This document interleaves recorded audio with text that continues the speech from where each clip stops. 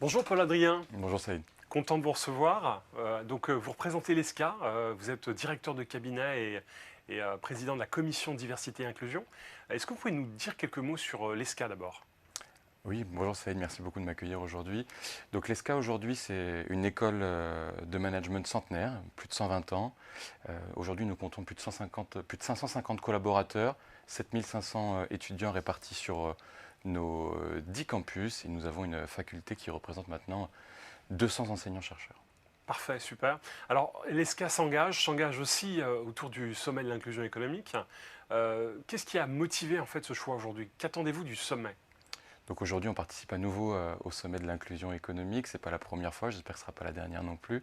C'est vraiment une volonté très forte du directeur général Jean Charouin et du COMEX de pouvoir s'impliquer. De un, nous, on en attend des bonnes pratiques, une remise en question quotidienne. Donc on va arriver en essayant de chercher quelques réponses à nos questions. Et aussi, on espère pouvoir être porteur d'innovations qu'on a pu apporter tout au long des dernières années. Donc rencontrer de nouveaux acteurs, proposer les évolutions que nous, on a pu amener à l'ESCA, tout autant sur le staffing que sur les étudiants. Donc on en attend beaucoup de sommets. Donc c'est clairement un rendez-vous dont vous avez besoin pour pouvoir justement étoffer, structurer, booster votre stratégie d'école. Oui, tout à fait. Comme vous l'avez dit, je suis président également de la commission inclusion et diversité. On a pour but de créer un livre blanc pour les élections diverses à venir. Donc on se laisse 24 mois. Et donc on souhaite venir prendre toutes les bonnes idées, aller piocher. Et puis pourquoi pas aussi attirer de futurs talents au sein de l'ESCA.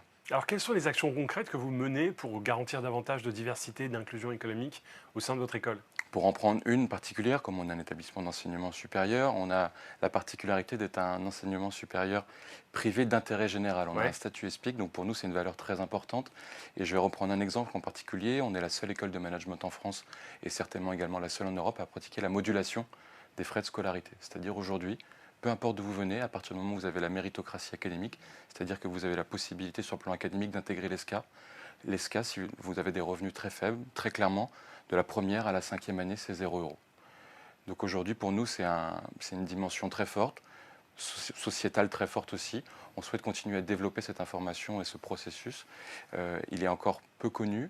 Le but pour nous est de pouvoir continuer par le sommet de l'inclusion, d'expliquer ce que nous on fait et donner aussi des bonnes idées à d'autres, parce qu'aujourd'hui l'ESCA le fait, mais on espère que demain d'autres écoles ou dans l'écosystème plus large pourront être amenés à ce dispositif. Donc ça donne la possibilité en fait à des jeunes issus de milieux populaires d'intégrer l'ESCA sans avoir le poids en fait des frais de scolarité à porter sur les épaules. C'est combien le taux de boursiers que vous avez aujourd'hui? Alors aujourd'hui, la particularité, c'est que ce dispositif n'est pas lié aux bourses Crous. On sort complètement de ce principe-là, il est à charge totale de l'ESCA. C'est-à-dire qu'il est 100% financé par l'ESCA et non par une dotation publique ou autre. Donc la modulation des frais de scolarité... Vous allez plus loin finalement que le système classique? On va plus loin que le système classique et c'est vraiment une volonté. Donc les personnes peuvent quand même bénéficier des différentes subventions en fonction de la territorialité où ils sont. Mais peu importe d'où ils viennent, peu importe leurs moyens, le but est vraiment de pouvoir intégrer une personne, quelle qu'elle soit, même si ses parents sont, on va dire, son écosystème au plus large autour de lui, n'a pas les moyens de lui offrir cette possibilité d'intégrer l'enseignement supérieur privé, nous on lui donne cette chance. Okay. Alors nous on est convaincus que pour faire bouger un peu le système, on a besoin à un moment donné de mobiliser davantage à la fois les collaborateurs des entreprises qui s'engagent, mais aussi en externe sur l'ensemble des parties prenantes. Quels sont les messages que vous avez envie de pousser pour justement mobiliser davantage à la fois en interne mais aussi en externe? Nous, on a un message très fort qu'on a essayé de véhiculer en externe, notamment avec un partenariat avec la Fondation des apprentis d'Auteuil. Et on offre aujourd'hui la possibilité, dans les quartiers nord de Marseille, via un partenaire associatif local qui s'appelle Campusco, d'aller donner une chance complémentaire à des personnes qui sont complètement sorties du circuit, des personnes qui n'ont pas eu les mêmes rampes à l'ascenseur social. Et donc on souhaite pouvoir développer notamment ces messages d'inclusion au quotidien.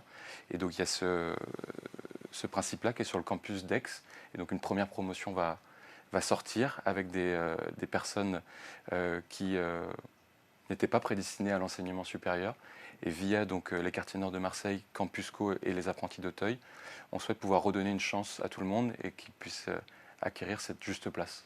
Un grand merci Paul-Adrien pour vos réponses et merci beaucoup pour l'engagement de l'ESCA autour du sommet de l'inclusion économique. À bientôt. Merci beaucoup Saïd, à très bientôt.